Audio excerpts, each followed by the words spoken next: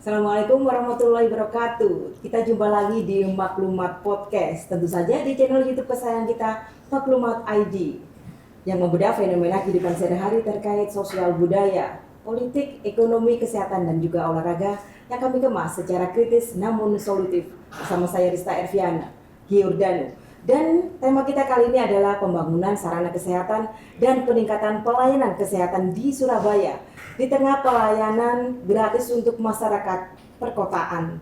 Dan di studio pimpinan wilayah Muhammadiyah Jawa Timur telah hadir dua narasumber inspiratif kami.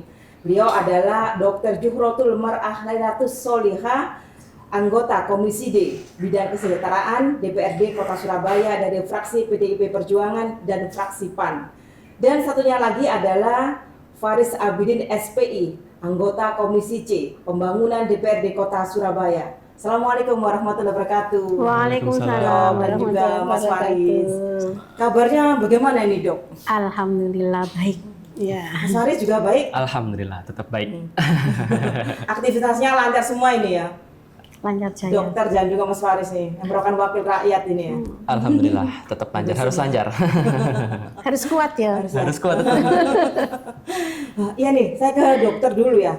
Ini sebagai wakil rakyat ini ya, kan nggak semuanya nih masyarakat tahu ya, apa sih tugas wakil rakyat, apa sih Komisi D atau Komisi C itu kan nggak tahu nih, bisa dijelaskan ini untuk dokter Juhro ini. Tugas-tugasnya sebagai wakil rakyat itu apa, terutama di Komisi D? Ya, kami di Komisi D itu sebenarnya kan komisi yang menghabiskan anggaran ya Mas ya. Podo ya. Komisi D sama Komisi C itu sama-sama menghabiskan anggaran. Karena yang kita ampu itu adalah masalah-masalah yang memang untuk pelayanan ke masyarakat ya. Di Komisi D itu membawahi pendidikan, kesehatan dan sosial ya. Jadi masalah-masalah dasar kemanusiaan itu ada di Komisi D. Nah, tugas-tugas kami itu aspirasi dari warga tentang pendidikan, kesehatan dan sosial itulah yang kita ampu termasuk dalam penganggaran dan pengawasan serta pelaksanaan di lapangan. Gitu. Begitu ya. Kalau Mas Faris ini bisa dijelaskan ke masyarakat yang sebagian juga belum tahu ya tugas wakil rakyat itu kayak apa, dan terutama di Komisi C sendiri. Jadi seperti yang Dr. Zuhrot katakan ya, komisi yang memang di Surabaya ini salah satu yang terbesar anggarannya. Komisi C ini kan pembangunan, sedangkan Surabaya ini kan pembangunannya sangat dimasifkan, Bu. Mulai dari infrastruktur, sarana prasarana dan lain sebagainya.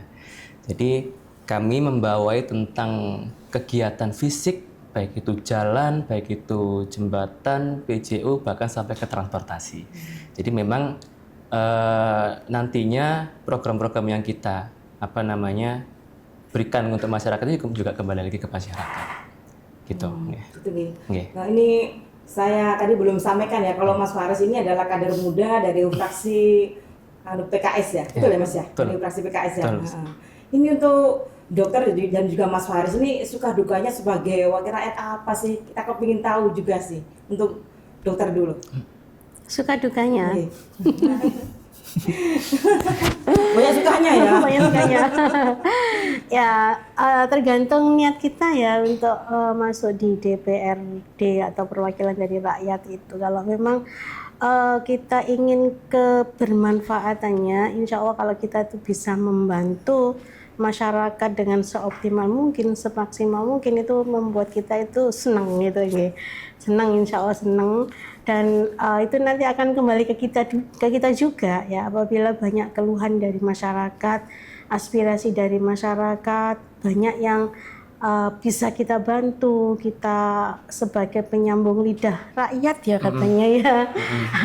Terus kemudian bisa direalisasikan baik itu dalam secara langsung maupun nanti mungkin ya kan nggak bisa ya hari ini aspirasi itu diucapkan kemudian besok langsung nggak mungkin juga ya, baik itu berupa permintaan secara langsung maupun yang berkaitan dengan kebijakan. Itu kita senang kalau itu bisa terrealisasikan.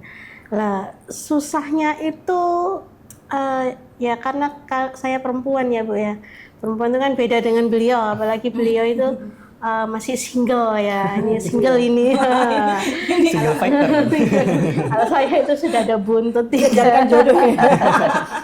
Sudah ada buntut 3. Jadi susahnya itu kita dalam memanage waktu ya, mana waktu yang untuk keluarga, untuk anak-anak terutama. Jadi membagi waktu untuk kepentingan keluarga dan untuk masyarakat itu yang membuat kadang-kadang itu harus ada pilihan ya. Kadang-kadang itu kalau aku milih ini maka aku harus mengorbankan ini, kalau aku begini maka konsekuensinya seperti ini ya. Itu yang membuat kayak kami ini yang perempuan, saya terutama itu dilema begitu. Dilema, tapi konsekuensi ya, konsekuensi sebagai wakil rakyat kan. Betul. Ya. Kalau Mas Faris nih gimana ini? Ini nanti pasti banyak dilirik oleh sahabat maklumat podcast dan juga masyarakat yang melihat ini ya, karena masih muda. Masih muda, ganteng lagi. Iya Mas Faris, monggo. Sebenarnya suka duka anggota dewan itu kurang lebih hampir sama, Dok ya. Sukanya itu ya memang kembali lagi kepada niat ya Bu ya. Niat kita kan insya Allah juga untuk membantu masyarakat mendapatkan apa yang memang seharusnya didapatkan oleh masyarakat dari program-programnya pemerintah.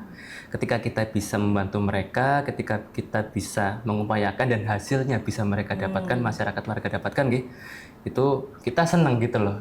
Karena kita punya manfaat ya, kita punya sesuatu yang bisa berkontribusi untuk mereka atau bahkan di kehidupan mereka. Kemudian juga banyak orang-orang yang akhirnya bisa kita bantu, kita berdayakan, kemudian kita juga bisa syukur-syukur kalau bisa meningkatkan daripada taraf hidupnya warga Surabaya khususnya itu sukanya. Kalau dukanya ini Dok, kayaknya sedikit kayaknya kalau keras. Dukanya kembali lagi ke waktu yang semakin sedikit dengan keluarga. Mungkin saya belum berpasangan kayak Dr. Suro tapi pembagian dengan keluarga yang di rumah ini kemudian dengan beberapa hal atau kegiatan lainnya yang me time-nya terkurangi ya. Me time juga bisa. Kemudian juga ada beberapa kegiatan yang sebelum dewan ini kan sudah berjalan itu kan juga akan ada pembagian waktu yang mana memang akhirnya harus dikorbankan. Kemudian kita juga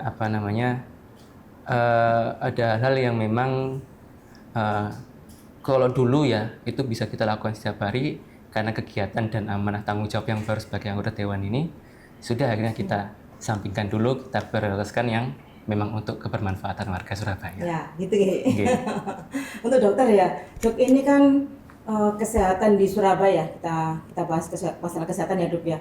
Ini bagaimana sih dokter melihat sejauh ini pelayanan kesehatan di Surabaya ini cukup memadai atau sudah merata atau bagaimana Dok? Sebagai dalam pandangan sebagai wakil rakyat ya. Oh ya, kalau untuk pelayanan di kota Surabaya, saya bersyukur sekali ya di Surabaya itu begitu saya jadi. Saya kan PAW Bu. Ya. Oh gitu. PAW masuk di 2021 akhir. Qadarullah awal 2022 itu pelaksanaan Surabaya BPJS ya, dalam hal ini BPJS UHC Universal Health Coverage, yang mana semua warga Surabaya itu sudah ditanggung oleh pemerintah kota melalui BPJS itu yang asuransinya yang dikatakan sebagai penerima bantuan iuran. Jadi untuk mengakses pelayanan kesehatan di kota Surabaya itu sebenarnya sudah clear gitu ya. Jadi nggak ada istilahnya warga Surabaya yang kalau sakit itu kemudian tidak tertangani. Karena dengan adanya BPJS kesehatan yang sudah dibayarkan oleh pemerintah kota itu. Namun memang dalam pelaksanaannya di lapangan, ya namanya aturan itu kan mesti dalam pelaksanaannya mesti ada yang lubang-lubang gitu nggih. Nah, itu ada wajar itu ya. Nah, ya namanya kita itu berproses untuk memperbaiki pelayanan gitu ya. Nah ini di bawah itu memang masih ada beberapa yang perlu diperbaiki, terutama tentang pemerataan pelayanan ya, karena ada beberapa puskesmas yang tidak mempunyai misal puskesmas pembantu gitu ya, yang mana banyak itu Bu yang nggak punya. Enggak, tapi rata-rata semuanya ada ya. Jadi mana Bu kalau boleh tahu itu? Saya masih nggak hafal ya Mbak ya tentang. Tapi ada itu ya? Ada ya, dan itu tidak banyak. Nah, pelayanan ini tidak bisa sampai ke bawah ya. Tapi itu juga tidak dipermasalahkan karena apa? Di Surabaya ada yang namanya 112. Jadi kalau misalnya ada sewaktu-waktu memerlukan pelayanan kesehatan, bisa telepon 112 atau TGC, tim gerak cepat, seperti itu. Jadi tidak harus kemudian menunggu atau tidak harus kemudian datang dalam kondisi sudah gawat seperti itu ya. Kemudian ada lagi di Surabaya itu namanya R1N1, jadi satu RW ada satu nakes. Nah ini juga sangat membantu para warga di tingkat bawah. Jadi dinas kesehatan itu mengupayakan di RW-RW itu ada pelayanan, apalagi sekarang ada namanya posyandu keluarga, Posga. Jadi Posga ini sebenarnya adalah ada beberapa instansi ya yang jadi stakeholdernya. Jadi dalam hal ini kelurahan ya, kelurahan itu harus mengampu kemudian bekerja sama dengan puskesmas. Ya Posga itu posyandu yang dulunya itu sendiri-sendiri. Ada posyandu balita, ada posyandu untuk lansia, kemudian ada untuk remaja yang ada di sekolah-sekolah itu sekarang jadi satu. Jadi namanya Posga. Udah merata dan iya, memadai ya intinya gitu ya Bu ya. Ya saya ganti ke Mas Faris nih, Mas Faris. Oh iya Mas Faris. Iya, bagaimana Gitu. nih infrastruktur pelayanan kesehatan di Surabaya, tapi jangan dijawab dulu, kita break dulu Mas Faris dan juga Dokter Zuhro. Kita minum dulu Kimas ini ya, produksi dari Panti Asuhan Gaji Mas Mansur di Malang, dan ini dalam naungan pimpinan wilayah PD Muhammadiyah Malang juga. Iya, gitu. Berarti kalau minum ini ada beberapa yang ada meningkatkan stamina dan kesehatan. Iya, nanti kalau minum ini ada donasi juga di anak-anak yatim. Oh gitu Kimas. Monggo.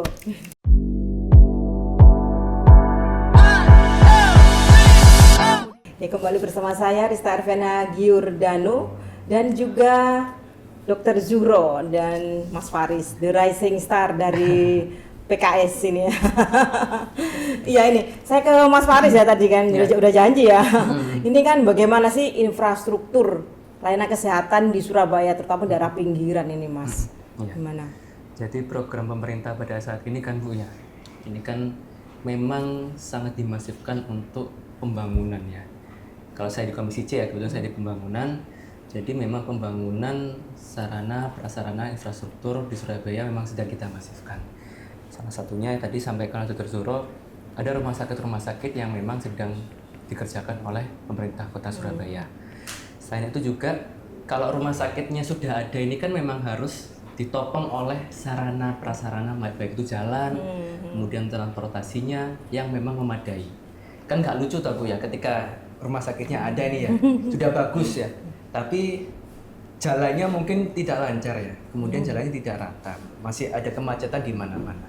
Jadi kami di Komisi C juga karena kesehatan itu salah satu kebutuhan ya oleh masyarakat ya. Jadi sarana penopangnya, penunjangnya juga harus kita kerjakan. Jalan-jalan yang sudah ada itu kita perlebar, kemudian ketika memang ada saluran-saluran genangan-genangan yang selama ini menjadi persoalan warga Surabaya ya, itu kita selesaikan juga, dalam arti ketika hujan kalau salurannya nggak lancar itu kan pasti nanti akan banjir genang. Ya. Ketika ada orang sakit yang butuh ambulan atau butuh apa, ketika ada banjir kan tersendat akhirnya. Itu pernah terjadi enggak ya? Itu pernah terjadi dan itu tidak mau kita ulangi kembali gitu ya, karena kan ini juga menyangkut pautan di nyawa ya. Kalau itu terjadi ya nanti pemerintah kota akan tercoreng untuk kinerjanya. Jadi kami di Komisi C juga selain pembangunan rumah sakit, tapi kami juga sempurnakan jalannya, kemudian sempurnakan juga transportasi publiknya, kemudian kemacetannya, kemudian saluran-saluran lainnya yang nanti menghambat. Nah, jadi memang itu yang kita kerjakan bersama dengan pemerintah Kota Surabaya. Sinergi ya sama Pemkot kan ya. Harus sinergi. Harus ya. Harus sinergi. Kemudian juga kalau tadi karena kan kebutuhan kalau menurut saya Bu ya, selain rumah sakit itu Dok, kita juga perlu mengembangkan atau menyempurnakan fasilitas kayak tadi puskesmas ya. Karena sarana fasilitas kesehatan yang paling dekat dengan warga Surabaya itu kan puskesmas lah sebenarnya. Iya. Karena Betul, dekat dengan betul, rumah, iya. karena dekat dengan tempat tinggal dan lain sebagainya.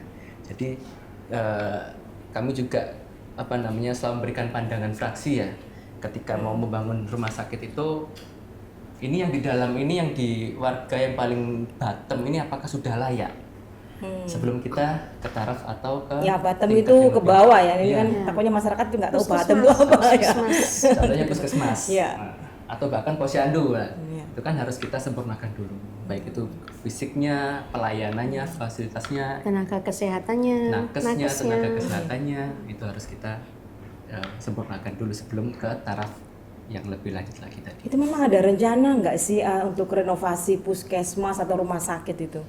Harusnya ada, dan itu memang sebenarnya sudah dianggarkan Dok ya. Sudah. Dianggarkan untuk pembangunan atau pemeliharaan. Renovasi atau pemeliharaan bangunan milik pemerintah yang ada di Kota Surabaya.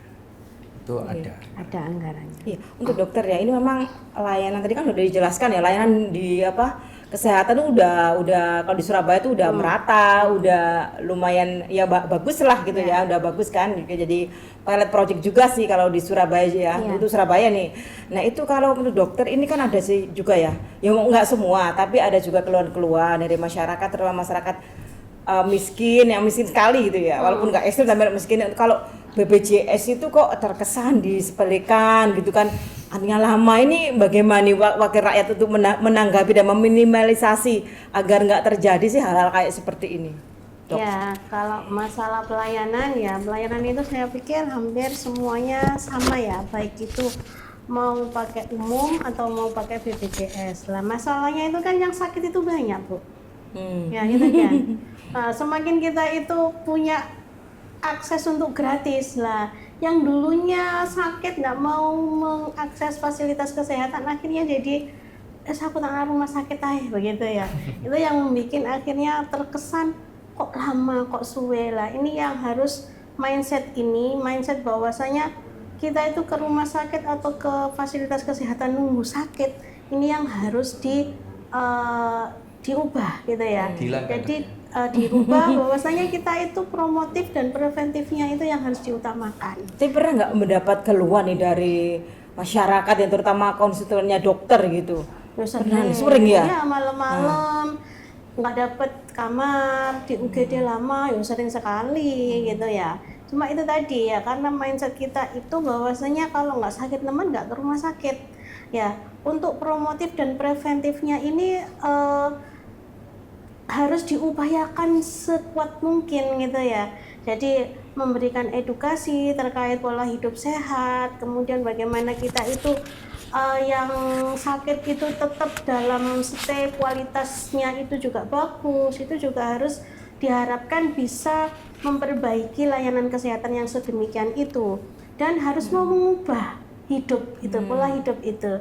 Kita tuh kan sudah tahu misalnya ya Bu ya, udah tahu kita tuh kena kencing manis, sudah diberitahu nih supaya tidak terjadi yang namanya komplikasi, maka harus merubah pola hidup, pola makannya dirubah, pola aktivitas fisiknya harus seperti ini, kemudian kontrol emosi. Tapi yang namanya kita itu ya, kalau sudah merasa enakan gitu, obat enggak diminum, udah lalai ya, makan sembarangan. Nah akhirnya terjadilah anfal, dan itu kalau semuanya seperti itu ya, rumah sakit dibangun banyak pun kalau dari kitanya tidak mau merubah pola hidup ya akan sia-sia ya. Jadi mindset promotif preventif itu harus menentukan ada, sekali ya, betul itu Bu, ya.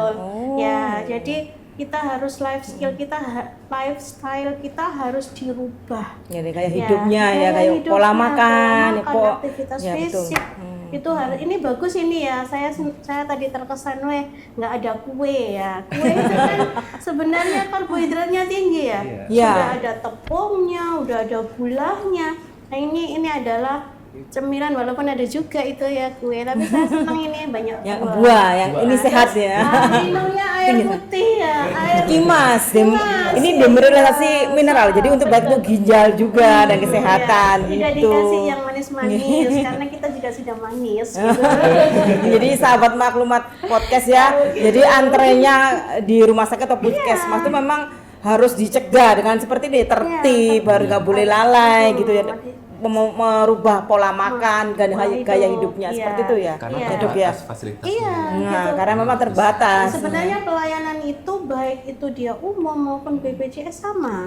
Ya, saya pun kalau misalnya pakai BPJS walaupun saya legislatif ya, ya akan disamakan, ya juga akan antri. Ya beda kalau kemudian wes aku gak ada BPJS-an aku tak gawe umum. Bukan pakai rakyat ada privilege khusus nih. Oh enggak Dok. juga sama. Di yang di pavilion. Pavilion. Apa itu? Eksekutif. Poli eksekutif. Baru ya. itu ada perbedaan Beda. pelayanan. Wajar kalau itu, Wajar, Dok ya. seperti itu. Iya. Jadi sama Untuk pelayanannya. Mas Faris sendiri itu kalau memang untuk pelayanan kayak gitu memang ada sih nggak infrastruktur yang memang itu kan ini kan kekurangan ini nggak ada sih untuk pembangunannya, menambah anggaran itu kan untuk berdasarkan untuk untuk menyadarkan masyarakat dalam tanda kutip kan susah itu. Perlu peranan komisi C ini. Jadi memang pembangunan sarana kesehatan ini sedang kita kerjakan juga. Jadi pembangunan di sisi sektor kesehatan pun pemerintah kota tidak abai, tetap mengerjakan meskipun fase sebelumnya sudah ada, Dok ya. Jadi kita pemerintah kota juga menambah yang mana memang di titik-titik tertentu di Surabaya bagian-bagian tertentu yang belum. Rumah sakit Surabaya Selatan, insya Allah. Jadi nggak terkonsentrasi ke pusat kota gitu kan ya. Supaya jangkauan Surabaya Timur sudah kan? Sudah. Rumah sakit EC. Rumah sakit EC. Dan rumah sakit EC. Itu biar nanti masyarakat itu kan bisa yang terdekat bisa berobat ke rumah sakit tersebut. Ya. EC itu apa ya, Dok ya? Rumah Mas sakit Faris ya? Eka Chandra. Oh, Eka Chandra. Kan nggak tahu EC itu apa gitu kan, nggak semuanya tahu gitu. Itu ada di Surabaya Timur. Surabaya Timur. Dekatnya Dekatnya mana tuh? Perak. Bukan Surabaya Timur itu Rungkut ya? Rungkut itu kan nanti datangnya ke Rungkut itu selatan akhirnya. timur ya. Itu loh, dekat dinas sosial. Dekat dinas tenaga kerja. Rumah sakit Surabaya. Jalannya aja, Iya. jalan apa itu ya? Rumput itu ya. Lupa itu rumah sakit Iya. di EC itu di Surabaya Timur. Udah berapa rumah sakit ya yang baru-baru ini ya? Baru satu sih. Satu yang ya? baru yang Ya. timur itu. Nanti insya Allah Oh, yang itu, timur itu ya? tahun depan di Surabaya Selatan. Ya. Itu sedang dikaji ya, Dok. Ya, masih Kita sedang dalam kaji, taraf. dalam proses pengkajian yang mana memang kalau menjadi prioritas warga Surabaya terhadap kesehatan ya, kemudian akses kesehatan, pastinya pemerintah kota dengan pihak legislatif akan bisa merealisasikan secara bersama ya. Ya, mau doanya tahun Oh, depan insya Allah gitu. Bu, pasti. Kalau sebagai rakyat itu pasti berdoa yang baik-baik Bu. Ya, jadi Surabaya Barat ada rumah sakitnya, Surabaya Timur sudah selesai. Ya, kemudian di Surabaya Pusat kan ada juga. Kalau Surabaya Pusat memang sudah terkenal ya. Surabaya Utara ada ya. Ya untuk prioritas Komisi D ini dalam waktu dekat ini yang dibahas apa Bu? Tapi jangan dijawab dulu, kita minum kimas dulu Bu sambil mencicipi ini buah-buah segar yang Buah-buahan, sehat ya. ini. Oh, Kayak serat ini. Monggo Mas Faris. Kayak vitamin dan mineral ya. Iya betul.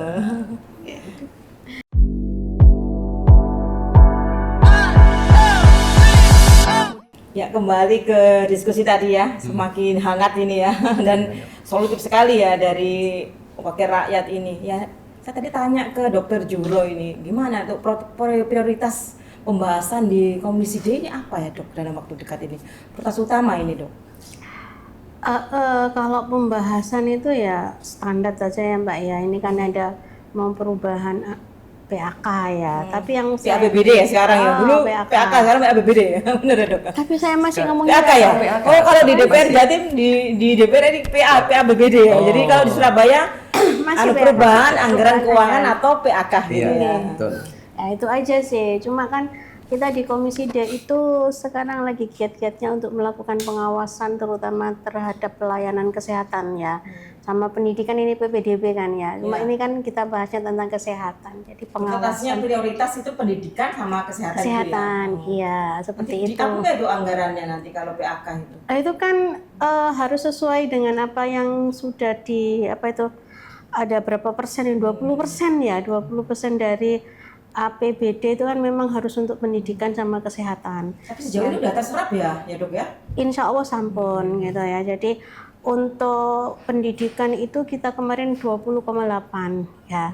Yang 2024 itu kan kita sudah melakukan evaluasi. Kemudian yang untuk kesehatan ya di angka segituan 20-an% itu.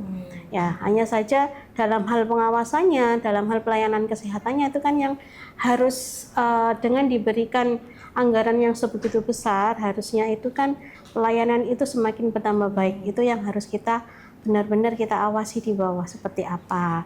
Lah, ini juga kami juga tadi kan kita itu banyak program nih ya. Pemerintah kota banyak program, ada R1, N1, kemudian ada Puspaga. Kalau Puspaga itu jejaring ya, jejaring ada DP 3P 2KB juga ikut, kemudian dari kelurahan juga ada ikut, tapi kan tetap harus ada nakesnya. Nah ini kami juga mengkritisi harus ada penambahan tenaga kesehatan ya dalam rangka untuk melayani warga kota Surabaya yang saat ini jumlahnya 3 jutaan. Itu kurang ya? Ya, kurang ya. Sekarang Jadi, berapa Dok perbandingan nakes dengan warga? waduh aku nggak hafal itu ya. Ya.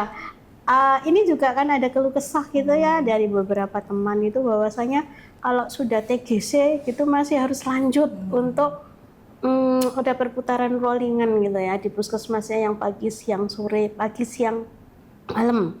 Nah seperti itu kan jadi beban tersendiri bagi. Kasian juga nakesnya kan juga ya, kasian ya. Kasian nakesnya juga, jadi bebannya harusnya enggak sebegitu ditambahi dengan ada TGC, kemudian ada R1, N1. Lah ini kita harusnya aware dengan itu, harus adalah penambahan tenaga kesehatan itu di samping infrastrukturnya ditambahi ya. Tadi ada pasti nanti kalau ada pembangunan rumah sakit yang nanti di rumah sakit di Surabaya Selatan.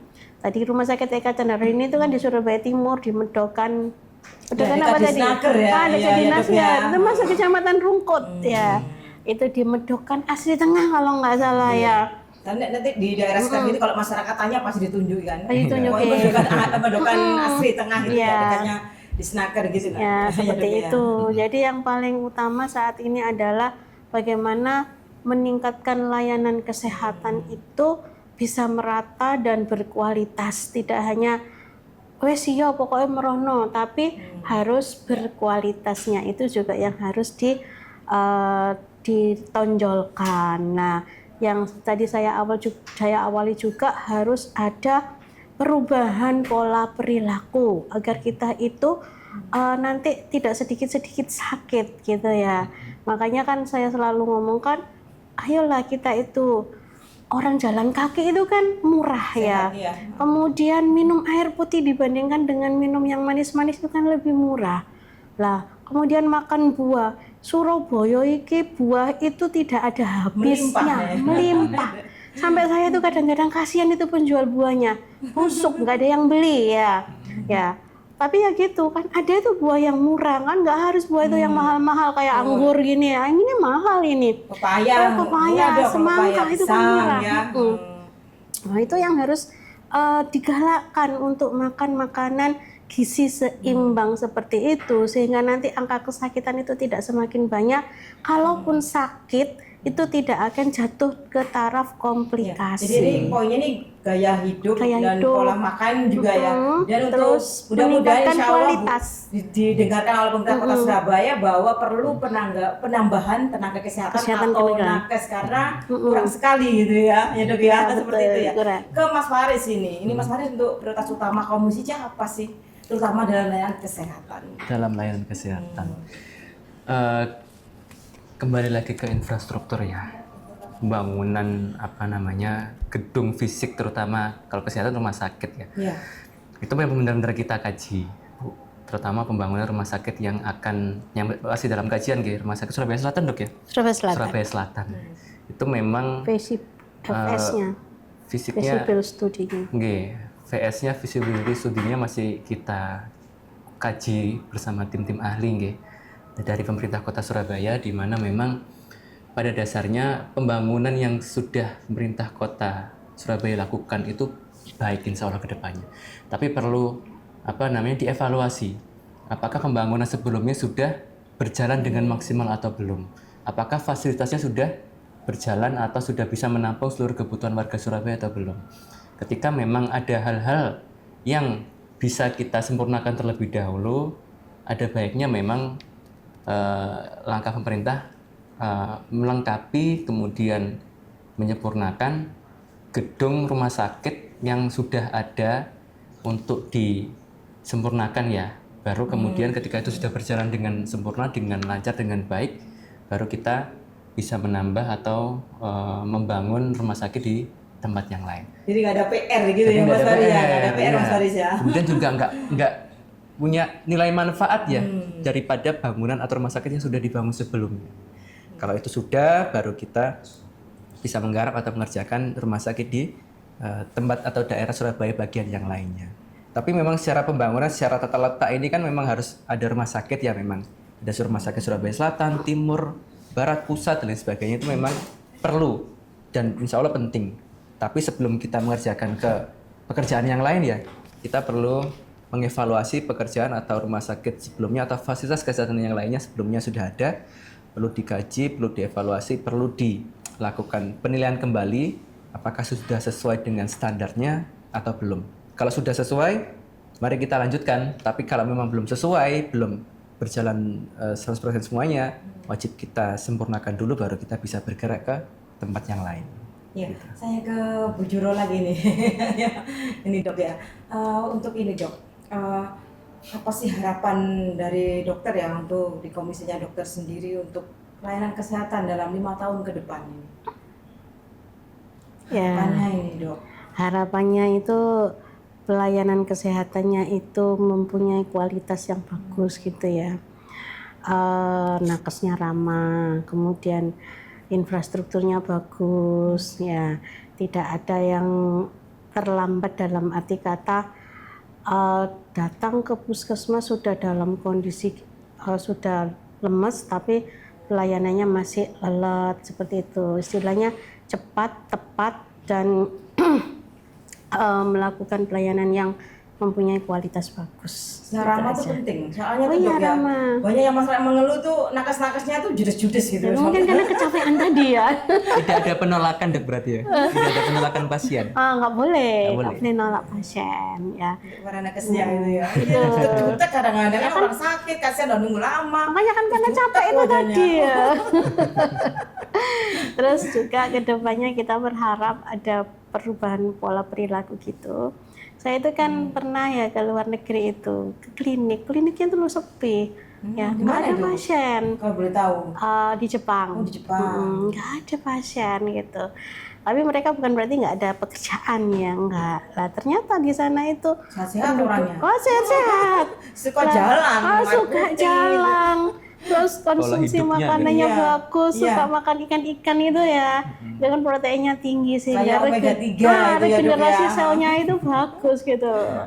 Terus nggak ada yang lesehan-lesehan, nggak ada yang sedentary gitu gitu. Jadi mereka itu walaupun sudah sepuh itu sehat-sehat. Panjang umur orang Jepang terkenal seperti itu. Iya, kita berharapnya nanti ke depan kesehatan di Indonesia, di Surabaya khususnya itu seperti itu. Jadi kalau ke rumah sakit atau ke puskesmas mendapatkan pelayanan prima, cepat, tepat dan itu tadi full senyum gitu tuh Gitu Nah, tapi dari nakesnya walaupun capek harusnya full senyum. Betul. Nggak boleh jutek. Tapi gitu tuh tadi masyarakatnya juga harus mau berubah. Jadi kita itu sama-sama enak, intinya saling menjaga dari pihak nakes, juga dari masyarakat sendiri gitu Bu Saling bertanggung jawab dengan porsinya masing-masing. Gitu Kalau Mas Faris ini Mas, apa ini Mas harapannya untuk 5 tahun ke depan, terutama dalam hal ini infrastruktur kesehatan ini? Iya. Jadi memang salah satu kebutuhan warga ini kan selain sandang, pangan, papan juga kesehatan ya berarti ya. Juga memang menjadi prioritas kami untuk menjadi program-program yang bisa terdepan ya daripada program yang lain ya. Jadi kalau menurut saya, karena saya di Komisi C Pembangunan, jadi memang sarana prasarananya memang harus mendukung dulu. Baik itu tadi fasilitas, kemudian gedung bangunan, bahkan ke jalanan ya, jalan-jalan ruas-ruas jalan di Kota Surabaya ya. Karena kan nggak mungkin ya Dok ya, ketika ada ambulan bawa orang mau melahirkan ya, terus jalannya Lubang-lubang. lubang-lubang. Tiba-tiba takutnya nanti Itu kejadiannya banyak terjadi. banyak itu. Kan di truk pun juga ada. Itu kan salah satu hal yang tidak ingin kita Kebrojolan Bu ya. keberuntungan tidak ingin kita lakukan lagi ya, nggak mungkin jadi lagi ya, tidak kita harapkan ya. Jadi memang kita evaluasi dulu yang sudah ada selama ini sarana prasarananya. Karena kita itu kan, karena kita sebagai legislator ya, legislasi dari pemerintah Kota Surabaya ya, kita kan harapannya bukan hanya cuma membangun saja tanpa memperhatikan program-program sebelumnya. Kalau sudah ada program yang memang bisa disempurnakan dan bisa menunjang serta mengakomodir dari seluruh warga Kota Surabaya mengenai kesehatan, ya alangkah baiknya kita sempurnakan dulu baru kita berpindah atau mengerjakan kegiatan lainnya. Selama ini jalannya lubang-lubang kayak gimana sih Mas?